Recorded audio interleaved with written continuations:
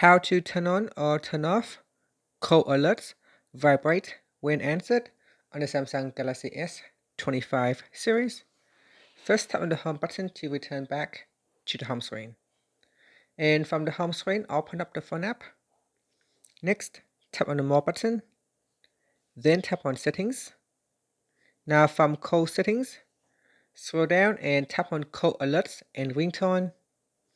From here, tap on vibrate when answered. Tap on the toggle button to turn it on or switch it off. When this is turned on and when you answer the phone call, your phone will gently vibrate to let you know that you have answered the call. And that's it. If you don't like that feature, you can switch it off.